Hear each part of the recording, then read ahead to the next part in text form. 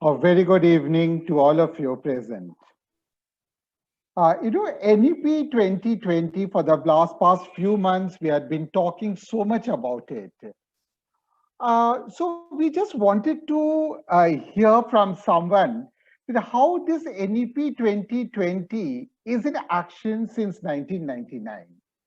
We have with us two most famous educators, Dr. Anju as well as Dr. Pascal. Founded both, I mean to say, Dr. Anju and Dr. Pascal founded the Mahatma Gandhi International School at Ahmedabad in 1998. Both created the generated resources, learning, and innovative experiential learning methodology that is being used in schools in India and in France. The GRL methodology is inspired from the works of Gandhiji, J. Krishnamurti, Sri Aurobindo, Rabindranath Tagore, John Dewey, Jean Piaget, Celestine Freinet. Anju and Pascal are teacher trainers and have given workshops in France, Switzerland, Russia, and India for educators on learning practices connected to the curriculum for the expansion of human consciousness through the use of different senses, including the intuition. This is based on the works of scientists such as Rupert Sheldrake, Gary Zukov, Amit Goswami, Zoe Dispenza, Greg Braden, and Bruce Lipton, amongst others. Anju has over 25 years experience in education. Recently, she has created an online teacher training for experiential joyful learning that aims to teach out to 22,000 CBSE schools and 10 lakh teachers across the country, which was launched in July 2020. Currently, she is a member of the core committee of the CBSE for the creation of the Holistic Progress Card. She is also a member of the National Committee for creation of a toy-based pedagogy for India. Please take over, Dr. Anju and Dr. Pascal. Thank you very much, Pradipta, and welcome to all participants. It's wonderful to be with you all today. And let's see how the session goes. I've got a lot of things lined up today, and often we start with a little starter activity that is always part of our pedagogy. But Pascal wants to say something, say hello. Yeah, I'm very glad to be with you. I will speak a little bit. You will notice I have a small accent because I'm a French, but you will get it. You will maybe get used to it when after a few seconds. So today we're going to be talking about experiential learning, and the question is, of course, why experiential learning? And if I take the analogy of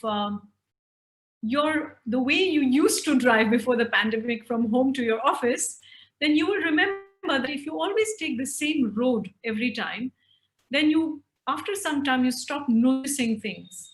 And that's because you get into a habit. Your brain circuit, the circuitry in your brain is always using the same pathway.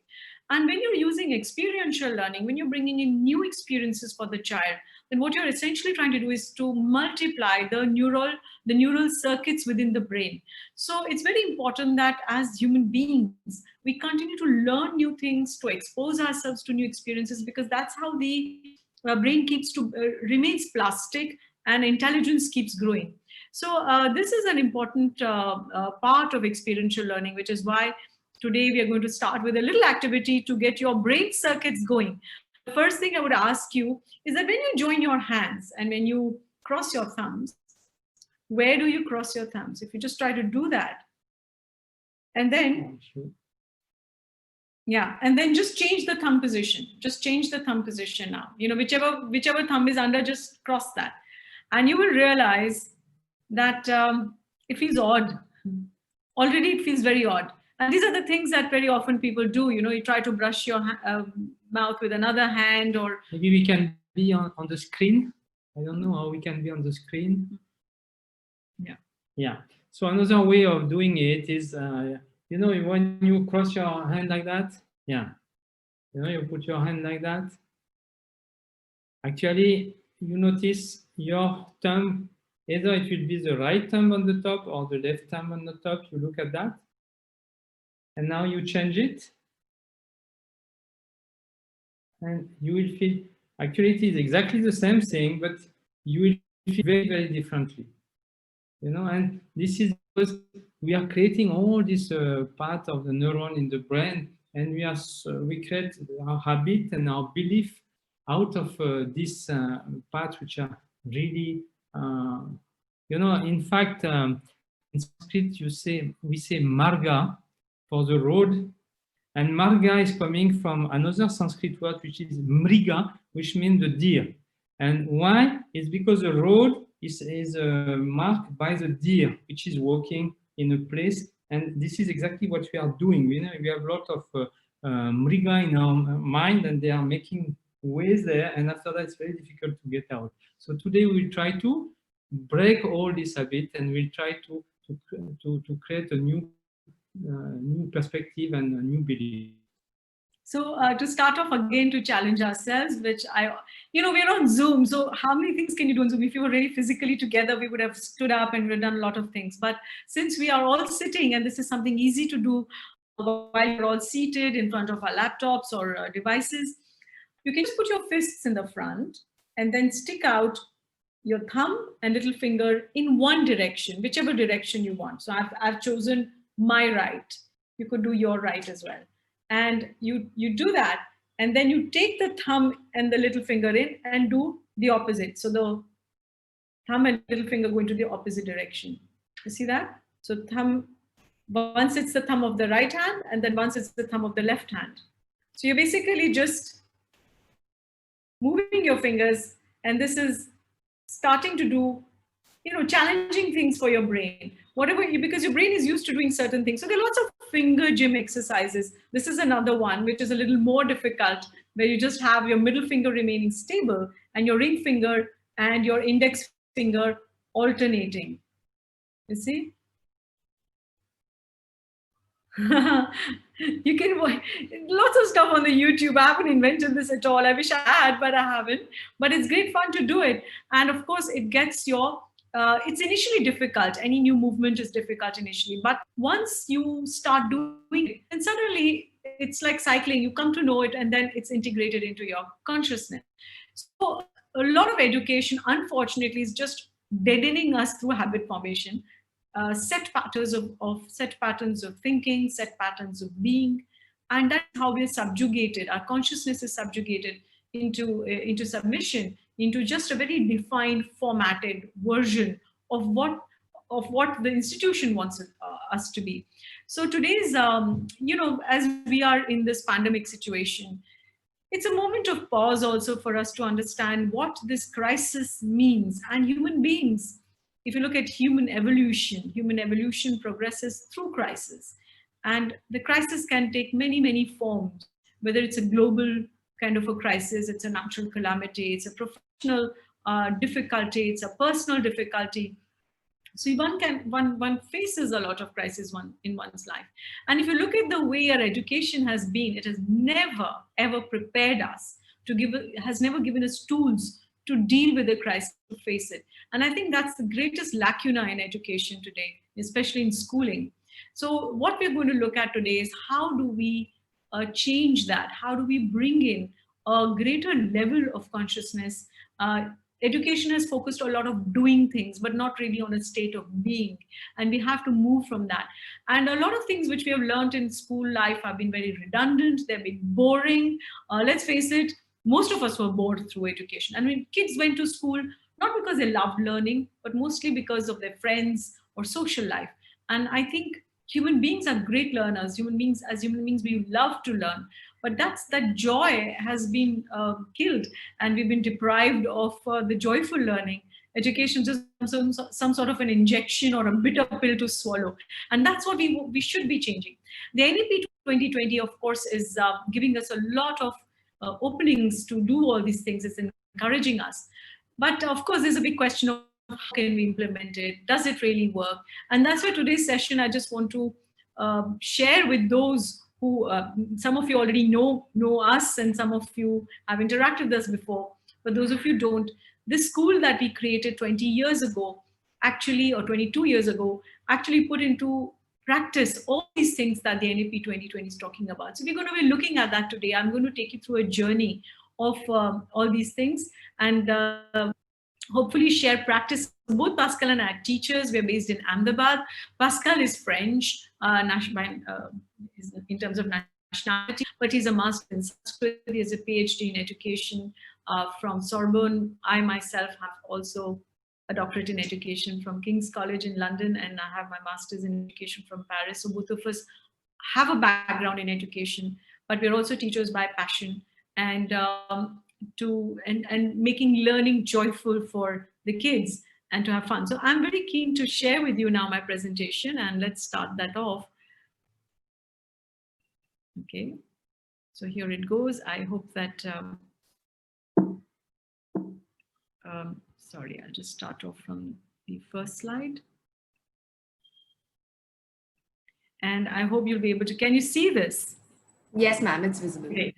So what I'm going to make a presentation today, of course, our school is called Mahatma Gandhi International School, but the movement, or whatever you may call it, a framework that we are now, we have made, and it is being used elsewhere in the world, is called École Tara. École, of course, stands for school. And Tara is the name of our daughter. And what is it really? It's about co-creative experiential learning. And why have we named it after our daughter? Well, anybody could be a Tara. Tara means a star. Tara is also the name of a Buddhist goddess, Pascal being French, and whom, you know, he believed a lot in Buddhism, and that's how we named our daughter. But Tara left us in 2014 physically, and we lost her, but her physical presence since then. And as you can well imagine, that has been one of the most, well, the hardest exams, if you can call it, that one has to pass. And with all that grief and battling all of that and emerging from that, we understood a lot of things about human life, about human evolution, about consciousness. And that's why this is now called École de Tara. And one of the things that we need to ask is, what is the purpose of education? And Tara, that time, had, you know, we discovered a lot of poems written by Tara after she departed. And one of the poems is, Who Am I? And this she must have written when she was 9 years old. And I begin all conferences with this particular poem or another poem of, and she's written, Who am I? Am I human? Am I an animal? Am I a soul? Or just a body? But though now I lie in this bed, one day I will be on my own feet running, and all of my dreams will come true. But I still have to find who I am. And this question, this existential question about who am I really, is a fundamental quest across all ages in human history. If we don't deal with this question, it'll come to haunt us when we are 40 or 50 in all the midlife crises that we have. So this should be at the heart of education. And unfortunately, it never is. We never get to really connect with ourselves to understand what is that we really want to do in our lives, and how can we really develop the skills to achieve that. So that's Tara, a happy child. And therefore the logo, or let's say the kind of a motto we have with the name of our school, is to know thyself, to really understand yourself better. And how can we achieve that? And today's presentation actually takes you through a journey of different ways of doing things so that we can construct the sense of self and a kind of an awareness of oneself education. So here you have, of course, Mahatma Gandhi International School based in Ahmedabad. And the big question is, how can we know who we are? This is the question that we need to ask.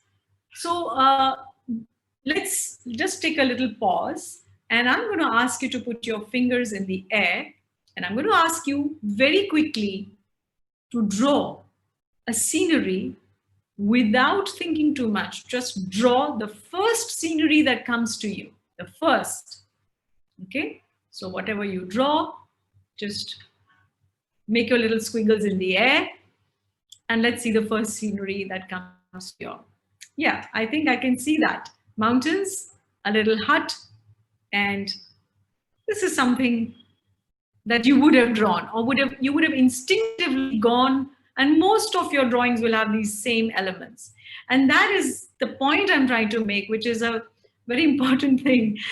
And this question I've asked to people across all different generations, one generation above me, after me, north to south of India or east to west of India, and everybody draws in the same way. And we are a nation of 1 billion people with a huge diversity, and yet we all enter in the same way. And that's because we're not really drawing, we're not really using art to express ourselves, we're only conditioned to draw. And this is a perfect example of what schools have done to us. They haven't educated us, they haven't given us any resources to really deal with human issues. They've only conditioned us, because that way one can better control a population. And therefore, we need to break free from this conditioning. That's why we need to move away from the textbook-based rote learning. One of the reasons why we have this particular model of education is, of course, very often we call it the factory model of education, coming from the Industrial Revolution, or you can also call it the prison model of education. And that's what Michel Foucault, the French writer, philosopher, historian, calls it. And look at that. I mean, that's a photograph from early 19th century. And look at that, children sitting behind desks. Ma'am, sorry to interrupt you. Could you just reshare the screen? I think it's stuck on the first slide here. The one you shared with us. Okay. I'll just do stop share and I'll just redo that. And just tell me if you are able to see it again. Yes, I can see the screen. Can you see the screen with Tara? That's the photograph? It still shows the first slide only, ma'am. Okay, I won't do the slideshow then. Maybe what I will do is I'll enter the screen and let's see if that works. Are you able to see it now? Or it still shows your PowerPoint presentation with the individual slides on. Okay, that's very strange. Just let me again try to stop share. Yeah. And again do this. Because it's a PDF that I'm trying to do. Well, if it doesn't work this time, I'll go on to my PPT and let's see if that works. All right. Okay. If you can just go to the next slide on this, it'll perhaps show us that. Yeah. Okay. Let's try to do that. Okay. Let me see if you can now. Okay. Can you see the Mahatma Gandhi International School as the logo? No, ma'am. It's still showing. Can you ask other participants? Are they also seeing this? Yeah. Can anybody just tell me? No, it's the same slide, equally Tara, that shows. Okay. And we can see the other slides, but we're not able to see them on a slideshow. Okay. All right. So I think I'll just quit preview and I shall try to open up another one. And let's see if that works. Okay. Sorry, we did all the run-throughs, but these are, technical glitches. So we need to invent a goddess for technology. We do, definitely. Yes, And I'm sure somebody centuries ago must have done it, but we just don't know. Okay. Sorry. Can you go? Can you see another one, the other screen? Yeah. Could you just close the format background so then be able to see? Yeah, You can just put it in. You can put the slideshow on, ma'am. It should work. That's what I'm doing. Yeah. Slideshow. Why is it not? Yeah. Okay. No, I don't think. Not this one, ma'am.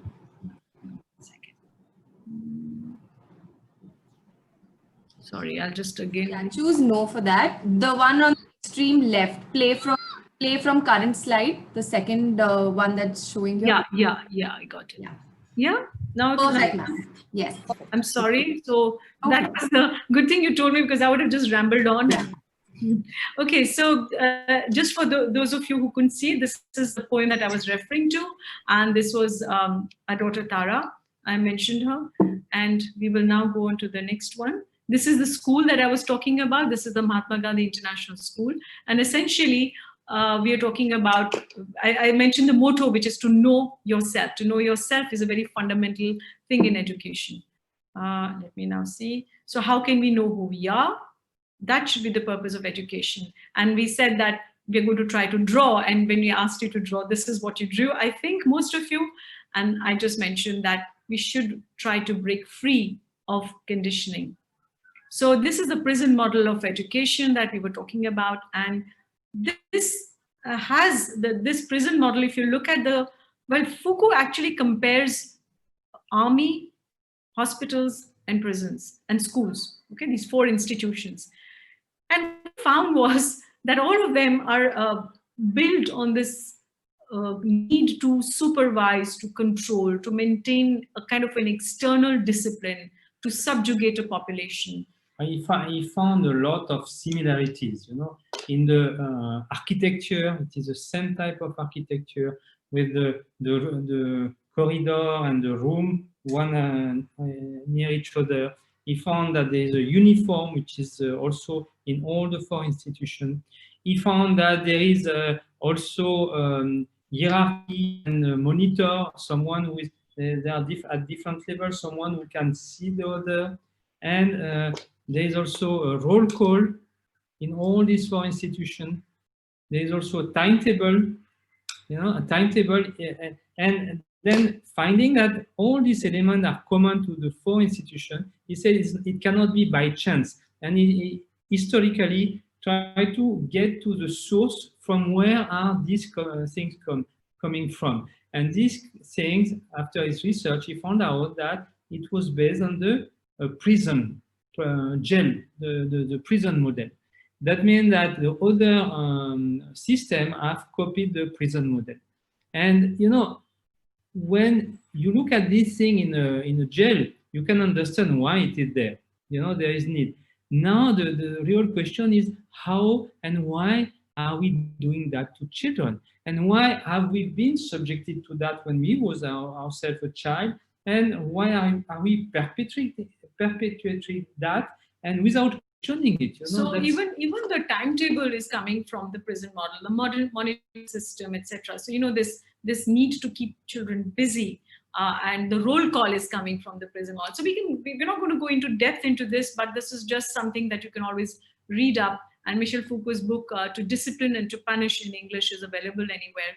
Very interesting study. So the point is that even something like, you know, the timetable was to eliminate the danger of wasting time, because it was seen as a moral offense, and it was also seen as an economic offense, because during the Industrial Revolution, you needed to keep people productive, you know, to be always engaged in doing something, in order to produce something. So, you know, daydreaming, for example, goofing off, just connecting with nature, being in a different space or zoning out is something that was not tolerated. As such, a child who's looking out of the window and just daydreaming would be punished in such a system. So that is why we need to be aware of where are we coming from in order to understand where do we want to go.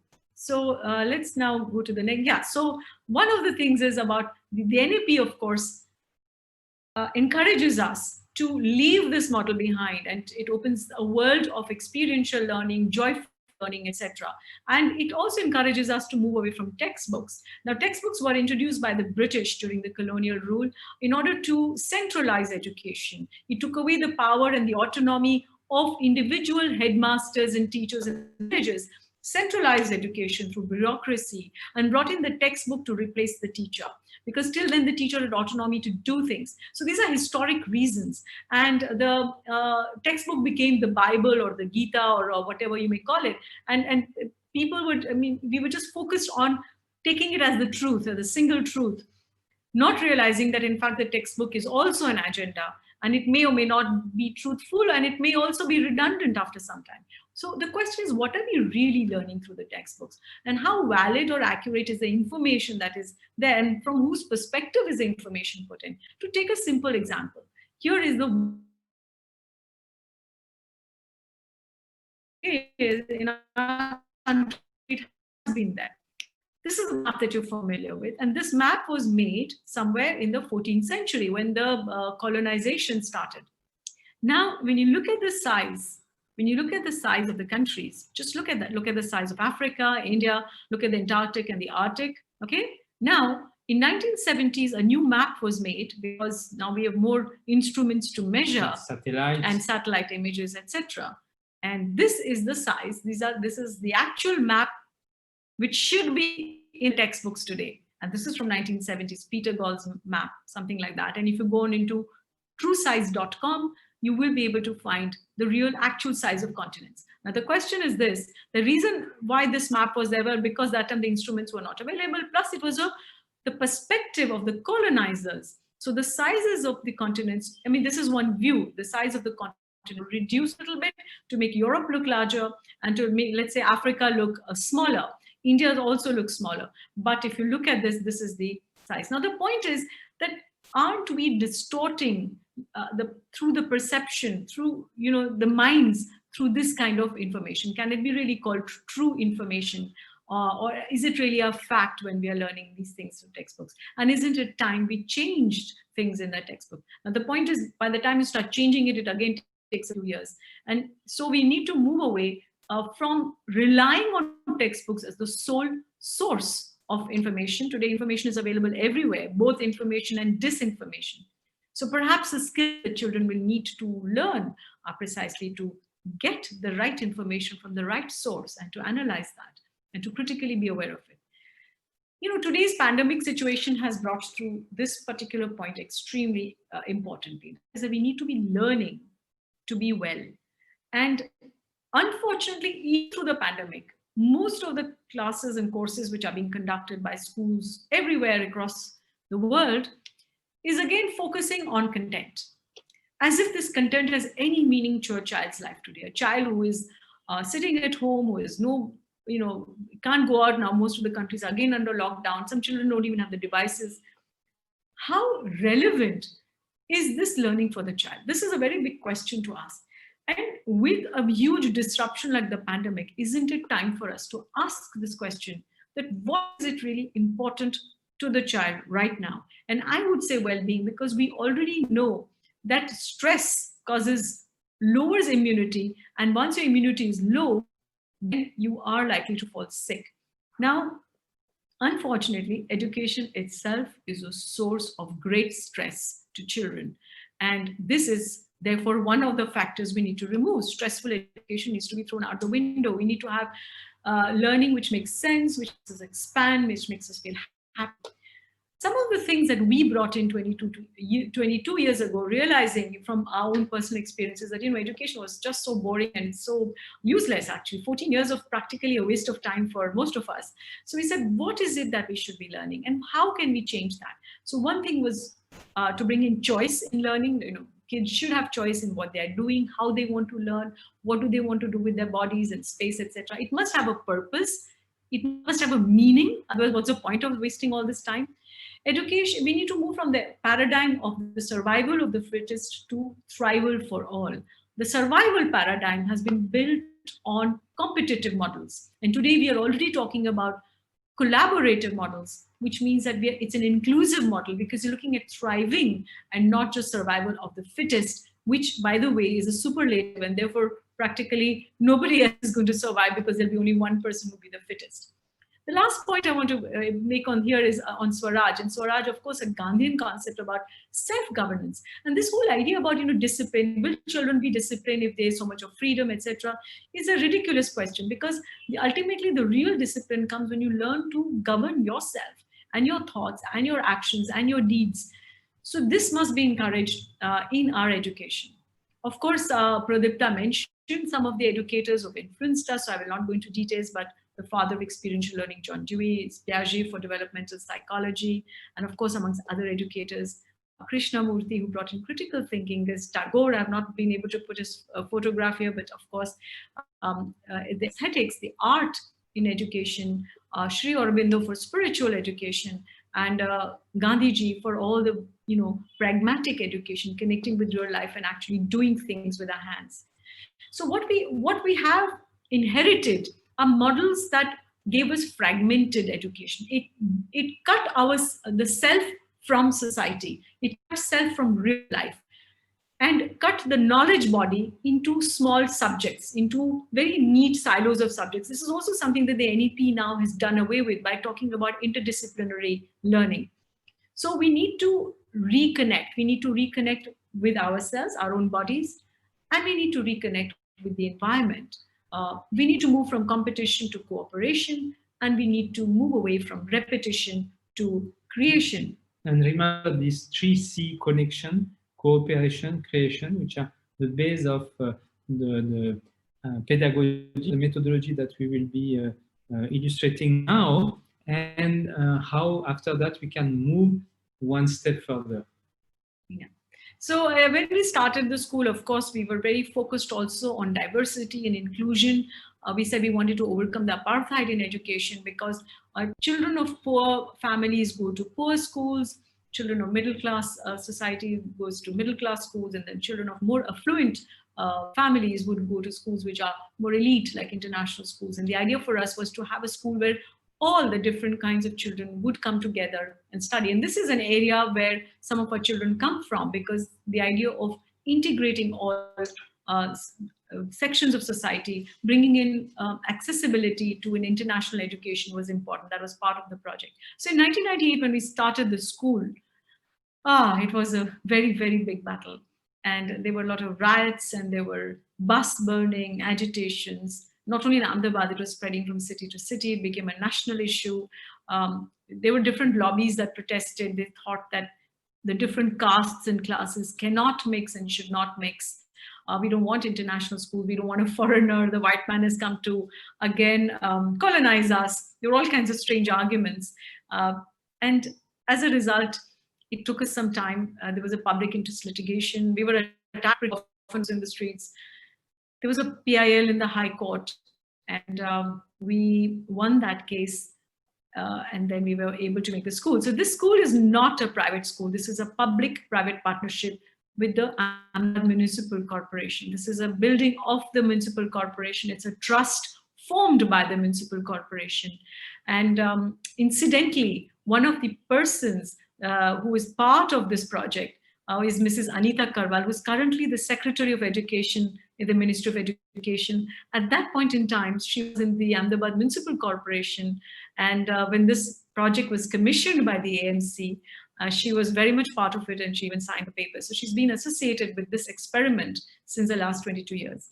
So here is where you can see the riot control vehicles and police and all kinds of things. But anyway, we won the PIL in the High Court. It went to Supreme Court. We won there as well. And then we were able to take the school forward. We created this methodology, which is called generated resources learning. And many of the things that are written here, you will see that these are all part of the NEP today. Co-constructivist approaches, connecting to real life, collaborative work projects, being democratic and inclusive, flexible time cycles, moving away from the monitor-based, the rigid timetables of the colonial legacy that we have.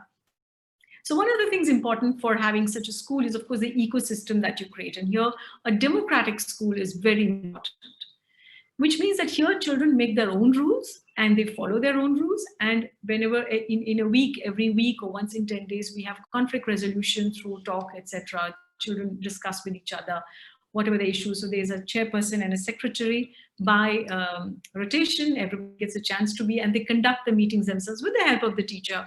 But slowly the teacher takes a back seat. And this model, this idea of this democratic school and council meetings is started from kindergarten onwards, because even KG children do have issues and they learn to deal with that. And the issues will be very different between adolescents and young children, but there are issues and they learn to resolve. And the idea is really that the school doesn't give rules and regulation. It is not decided by adults. Each class and the children themselves, they decide at the beginning of the year their own rules and regulation. And after that, this council, which are meeting regularly, are where the conflict, when they appear, are resolved. And that's very important, that the rules are coming from them. They are not enforcing something which comes from someone else. The other thing, of course, is the seating arrangement also, which should be different in a school, breaking that linear seating arrangement, which brought in a hierarchy. Now, as you know, that the hierarchy comes in with the front bencher and the back bencher, and the smarter kids are normally up front and the other kids are at the back. There's also a classification of children. And in order to break that linearity, one of the proposals, one of the ways we found was to have the tables go up onto the wall. So these tables are actually they come down from the wall and they go up to the wall, and therefore the floor space becomes free. Now these tables allow us, we can move freely between them. There is no fixed seating arrangement for children. This is very important because fixity, and this is something that John Dewey spoke about, and a lot of new research in neuroscience also talks about that. Fixity of space will lead to a fixity in your mindset as well. And this flexibility, when we are allowed to move, and we move in, and we sit on the floor, and we sit on the on the chairs, things like that, then the way you think changes as well. So this is very important for children, to allow them to come out of those benches where they've been literally screwed on along with the benches into those spaces. So one of the fundamental tenets of our methodology was that everything is a resource to learn, everything.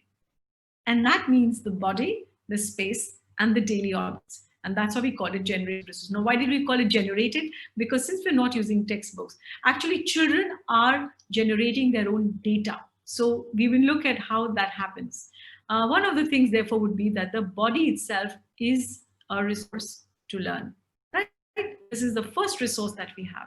And here you can see that the children are drawing each other's outlines. And that is also because they're doing a body awareness project. So you can see that they've drawn their outlines. They are now labeling different parts. They're consulting different books or internet or whatever. And then they're labeling their own parts of the body. Now, this is important. This outline is their own outline of the body. This is not something that they've taken from a chart paper or downloaded from the internet. This means something to them because this is their own body. And that's so important in learning. Again, they have made from there, they've gone on to 3-dimensional. They started making life-size puppets of their own bodies. And now they're actually labeling again the different parts of the bodies, including the reproductive system, the digestive system, etc. And then, of course, we also have the imagination as a resource. So here, once the life-size puppets are ready, they are also doing role plays. There's a body awareness that comes in with the bodily changes as they step into adolescence, understanding how different systems in their body work. And here they're having a lot of fun doing this role play. So again, we are looking at other kinds of resources. The space is a big resource. Now, this was a municipal school building, our building, so we had very little space outside. We are in the heart of the city. So we began to use the floor as a resource to learn. And here you can see children are actually drawing the map.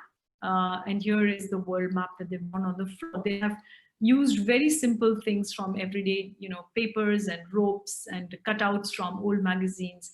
And they've used poster paint and color. Now, once this is done, they will make this into a giant board game. And with their eyes open, eyes closed, they'll start playing a game on this. And in 3 to 4 days, they've mastered all the different geographical features. Now, making this big enlarging the scale of is very important for children, because now once it becomes a game, then they're actually engaged in it all the time. Also, it's spontaneous. So, if I'm a child and I take the other child's hand and this child's eyes are closed, can take him or her for a walk and leave him or her somewhere and saying, okay, where are you? And this child has to reconstruct everything and saying, okay, now I must be in this particular country at this particular feature. So these are just games. But then the point is, as a teacher, I want to ensure that all my children are engaged, they're having fun, and that it's inclusive, that all children can participate, that I don't leave anybody behind, nobody's bored. So they're inventing their own games, picking up chits, and that is how they can keep doing. Similarly, body and space interaction. So you have the body, we spoke about the space. Now this interaction is very important. And here what you can see the children doing, they're actually doing the atom dance. That means they're learning chemistry and they're doing the periodic table. And here all of them are electrons of an atom. And they have chosen a particular element. They have done the choreography in dance related to the nature of that element. Here it happens to be carbon, by the way. And the other kids have to observe that and then guess what's the element. So, what they are actually doing is they're entering into the element. There is a complete identity, there's a complete understanding of how this element would behave, because they have to justify from their choreography the actual nature of the element. So again, the body and space interaction. Then the different senses are also resource. So here, again periodic table chemistry, and they are actually guessing again from the number of beads that the partner has put by trying to then guess what particular atom this is. Now these are fun things to do. They are very simple, they are very cost effective, but the learning is tremendous. Our children learned by using their senses and the body and the space, actually learned for life. They never have to learn anything by rote because it has been integrated through the diverse senses. The other thing that's really important, one of the definitions of experiential learning would be that it's an interaction between self and environment. And the environment consists of people, of resources, of objects.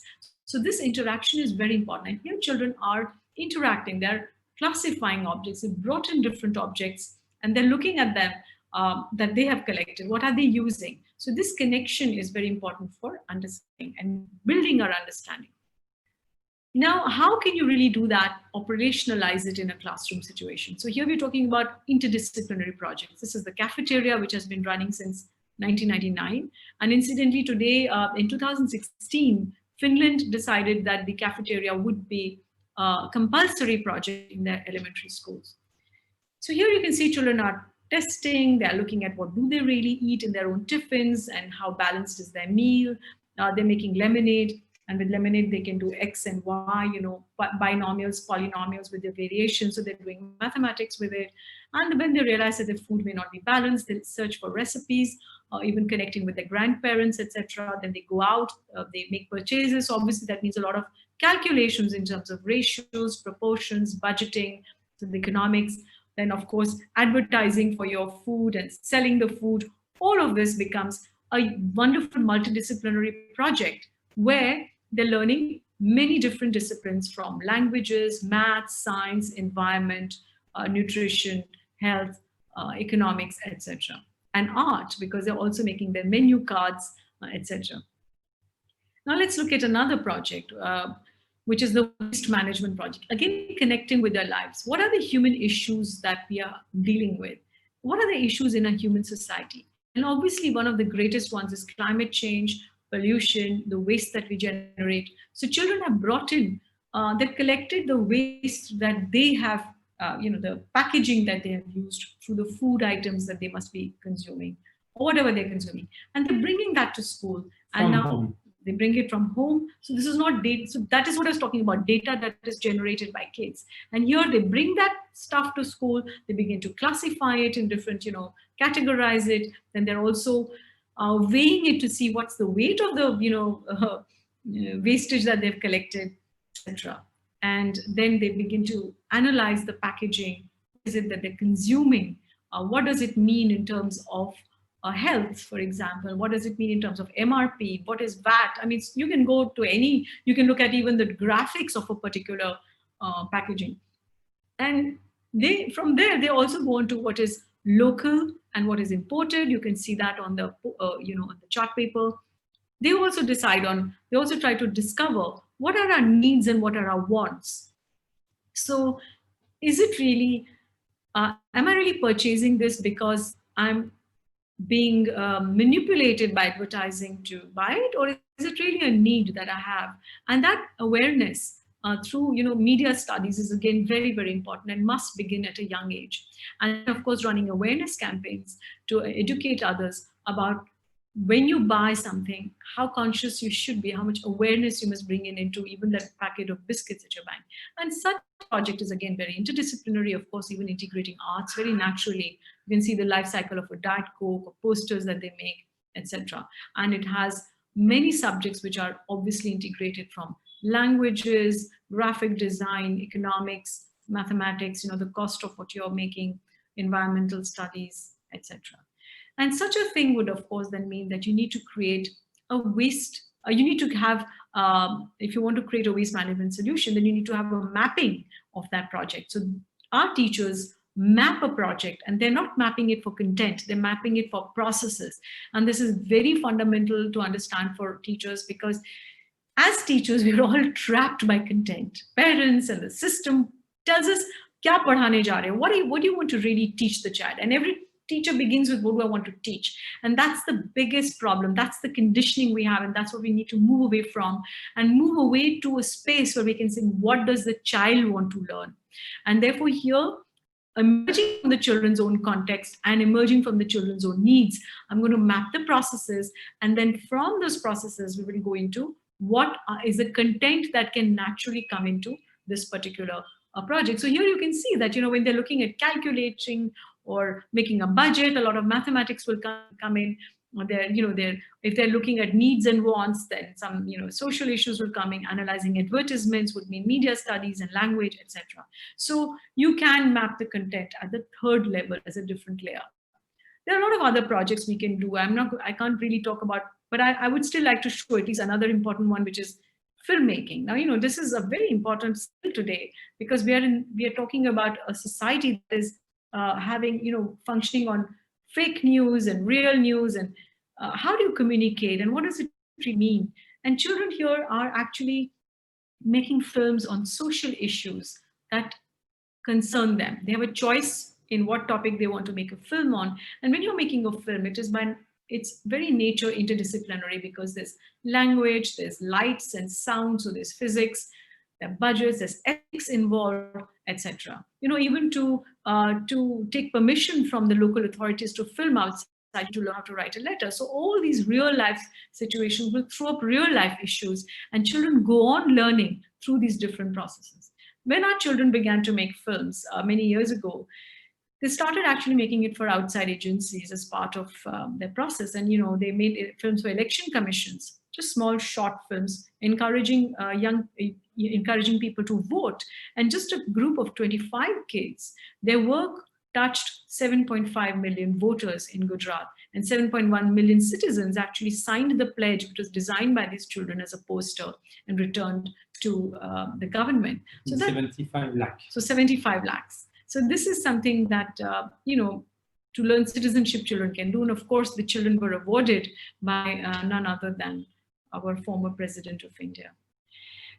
What does this do to children? So here is a story about this young girl, just as an example, who came from a socially and economically underprivileged background, but went on with her own efforts and hard work to excel.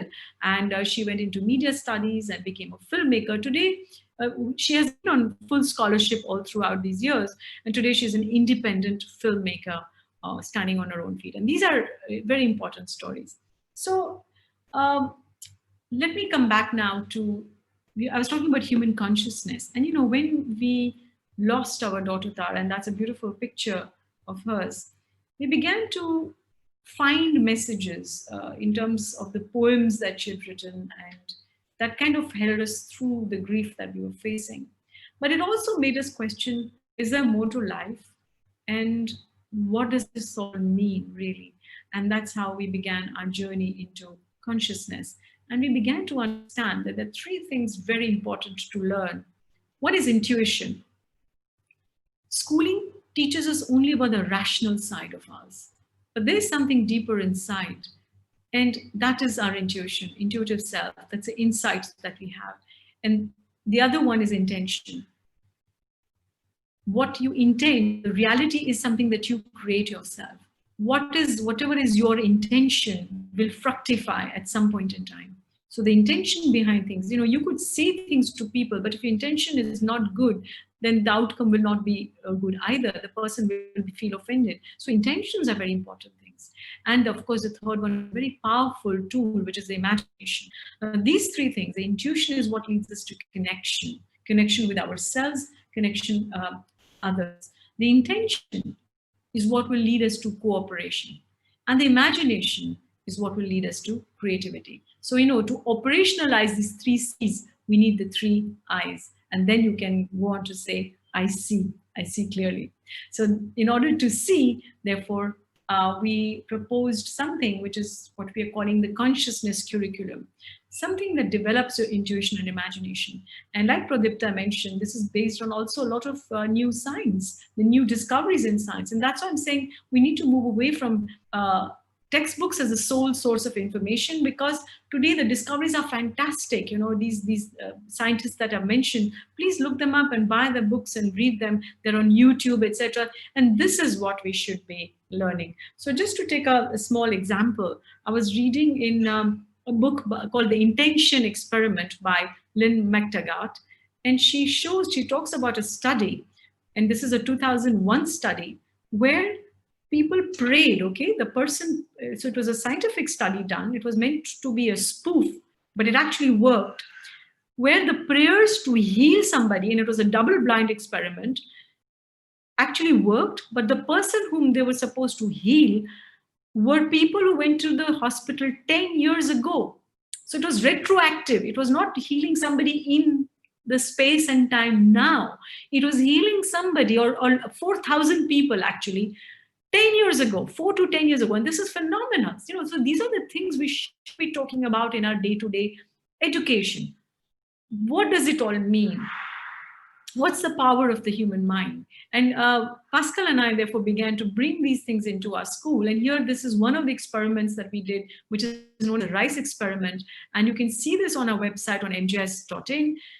This was an experiment done by Masaru Emoto, a Japanese experimenter, and he showed, one of his books is called Messages from Water, and he showed that water has feelings and that thoughts and emotions can change the states of matter. And we conducted the same experiment with young children, KG children actually, and they gave a positive emotion to one beaker of rice, negative emotion to another beaker of rice, and the third one they ignored. And after a month, they found a remarkable result, that the beaker which was thanked and loved, the rice was fine. The beaker that was hated or had a negative emotion, the water had turned dark brown. And the third one, which was ignored, there were worms that came in but died. So it kind of shows that life is possible when you give love to something, but when you ignore it, and remember the child who's ignored in your classroom, the child who is, even subconscious messages are going to this child, that the soul of this child will suffer. And this kind of an experiment is very important for teachers as well, because we realize the impact not only of our words that we use, but also of our thoughts, because thoughts can change, thoughts are things, and thoughts can change matter.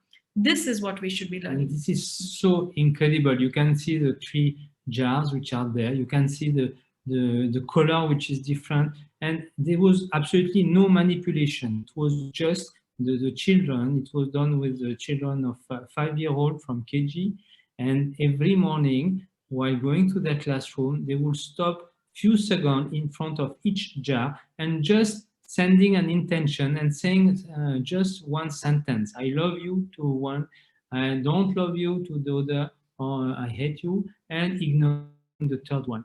For 1 month, every day, just few seconds, around 20 children of 5-year-old, and after 1 month, you have this result. That's quite, it is so incredible, and yet it is there, and this is open. Anyone can make this experiment, and we invite all of you to try this experiment, because it is so incredible. So this film is there on our website, and it is also being made by our students, so you can have a look at that. Okay, so then the consciousness curriculum means that the teachers need to learn differently. So here we are doing breathing exercises to become a collective tree. We are touching the tree. We are getting information from the tree. That means that from my intuitive side, and we can do these kind of activities with children, isn't it? You go to you ask a question and you receive a response, and you connect with the tree, you connect with the energy of the tree. Things that we should be doing. And we also did other kinds of things, which are, this is known as psychometry, which is reading objects and photographs, gaining information from that through your intuitive sense. So these are all expanding the intuitive capacities of individuals. So these are techniques that we brought into classrooms. And here you can see ultimately the children are using those intuitive, they're using energy techniques, they're using intuition in order to find out what is it that they really want to do with their life, if they're at a crossroad, the career choices they have to make, or life choices that they have to make. These are the tools we need to give to our children. They may or may not use it, but let's just expose them to these very interesting things and to also balance our human self with the rational part, but also with the intuitive part. So these are the things that we brought in. And of course, as I go towards the end of my presentation, I like to share what this student wrote as a feedback about MGI, about our school, about Mahatma Gandhi International School. And he said the school has never been about teaching, it has been about learning from each other. And I thought that was a wonderful way to put that. And the last part where he says, MGS is where you can be you and be a part of something bigger. So, I started the presentation by saying, who am I? That the purpose of education should be to discover who you are. So education should help us to find our place in human society, or in the larger cosmic society, or in the world, because that anxiety otherwise will keep eating us away. And then that is what leads to a lot of existential crisis, leads to depression and so many other issues. So this should be the purpose of learning. It should be to discover what we are, what do we love best. It should help us being confident. And so all these words that you see here are actually children who wrote that. When we asked them, what do you think is the purpose of learning? This is what they said. And that's why I think it's important to recall this. And letting go of inhibitions, so important. Go into schooling with no inhibitions, we come out completely formatted. And believing that we can't do anything. We come up with so many self-limiting beliefs unfortunately, to our schooling. Of course, now Pascal and I are giving conferences and trainings on different, this kind of pedagogy, but also on intuition, etc. everywhere, as Pradipta was saying. And that is how we've been progressing in the last few months or years. And I'm going to end today's session, as usual, like some of you would know, with a beautiful poem by Tara. She must have written when she was 9 years old. And she had written, the world we say, the world they said. The world is a big place and I'm small, but I matter because I am matter.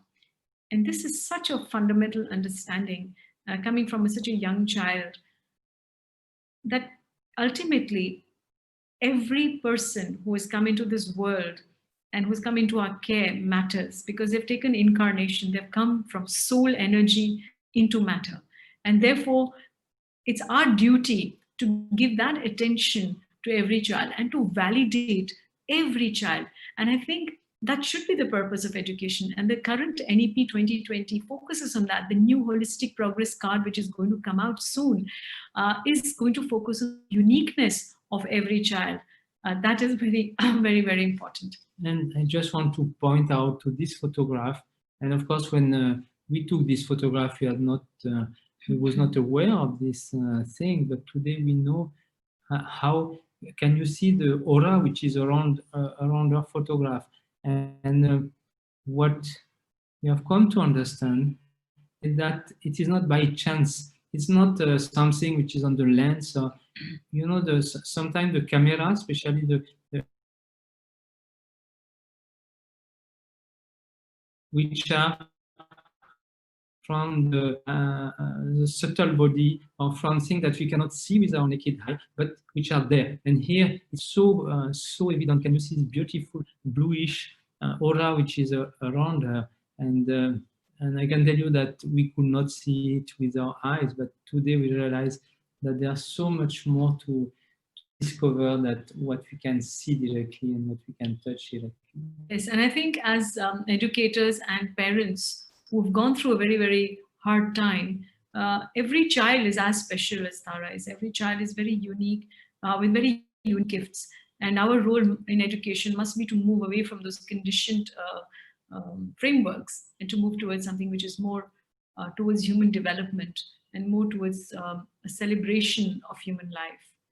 So that is the Ekul the Tara movement. You can check out the website on mjs.in and you will get a lot more information. And now we still have a little bit of time for questions. So if there are any questions, we're very happy to answer them. If anybody has a question, please just raise your hand and we'll allow you to unmute and ask your question directly.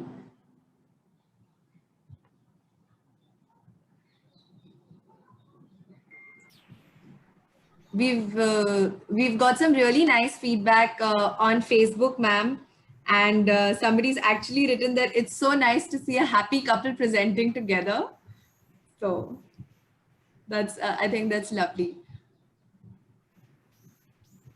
Miss Mahira says that she's going to try the concept of GRL with her students, which is great. Okay, I see Sudeshna ma'am. Yes, I'm just going to unmute you. Check if you can unmute. Yeah, I have unmuted. I mean, first of all, I just can't thank both of you enough. This has been a wonderful experience. I've been a teacher for last 38 years, and let me tell you, I've had this has been an absolutely, I don't know, mesmerizing evening.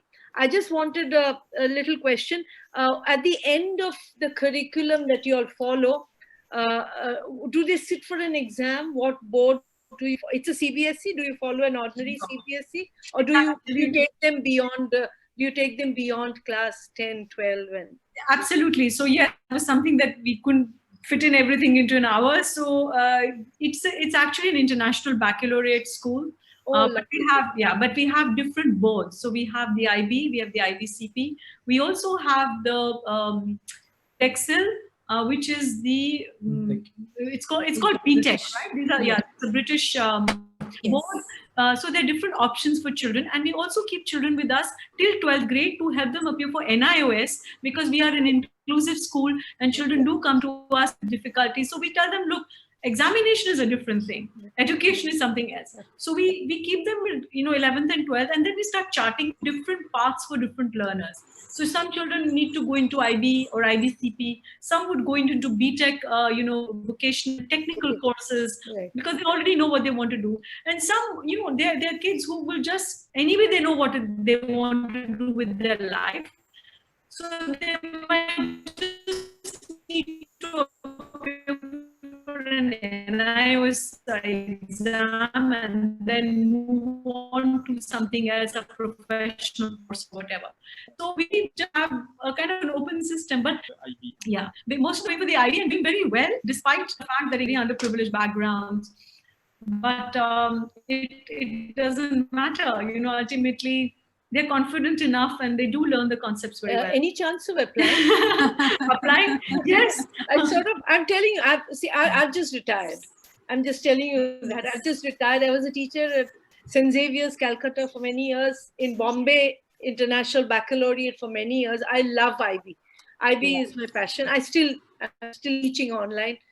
So anytime I'm going to look at your site. Please write to us. We'd love to come across and stay with you all for a few months. And do of course. And I also want to add that, we've been working with the CBSE a lot, and we created an online learning training program for the CBSE with Tata Trust and with Tata Institute of Social Sciences, with TIS. Yes. And this is on Diksha platform of the CBSE. Oh, yes. So a lot of teachers can also go on for it's a free online training.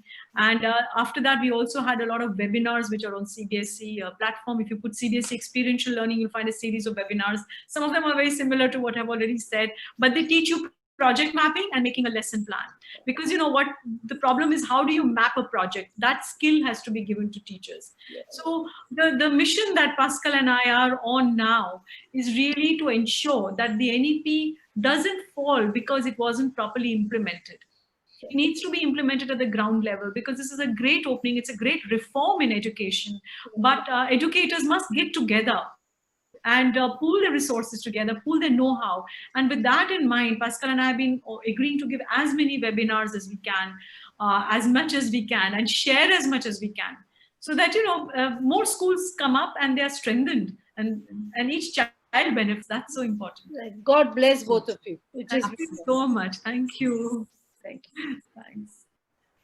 Thank you, Dr. Anju and Dr. Pascal. This is Anuradha here from the ABEA team. And I think Ms. Sengupta has actually asked you the two questions that were even in my mind. How do you actually end up into an examination system when you follow such a beautiful, path throughout, and these experiments, these levels of consciousness. And so when you have an examination, this was one question I had in mind. And of course, the second one, can I apply, and can I just be part? So very beautiful. In my comments also have said it is a beautiful session. More than anything, rather than learning is absolutely there, as we as teachers are always learners. But this beautiful evening just spoke about your journey across the Tara curriculum, and you spoke about the IC curriculum. In fact, if I were to just make the connections between intuition and connection and intention and cooperation and imagination and creativity in just plain teacher terms, you're actually touching upon the highest levels of the Bloom's taxonomy in terms of the creativity. The connection and the cooperation, in fact, falls in through one's creativity has reached. So it's so very beautifully you've put across the things that you've done. In fact, MGIS was one of the schools when I started my IB journey about 17, 18 years back. I was told by people that you must visit this school, and this evening has actually come alive with all your experiments and what you do. And it's been a great session. Thank you so much for spending your insights and your valuable input with all the participants out here. And thank you again. Thank you to all the participants who've logged in. And wish that you join us for more sessions. Anju and Pascal, if we can actually have the 4-session e-learning program from you, which we kind of do, and Mr. Pradipto must have spoken to you about in the near future. We would love to have that, and our participants can join in to learn more about how you kind of make this and the inclusive curriculum around students, and how you lead to an examination system. It would be great learning with the NEP 2020. Everybody, I'm sure, must be most happy to learn about these insights from both of you. Sure, thank you. With pleasure. Look forward to that. Lovely. We will connect soon then on those levels. Thank you so much. Thank you very much, and wish you all the best. Thank you so much, ma'am. Thank you. Thank you. Bye. Bye-bye.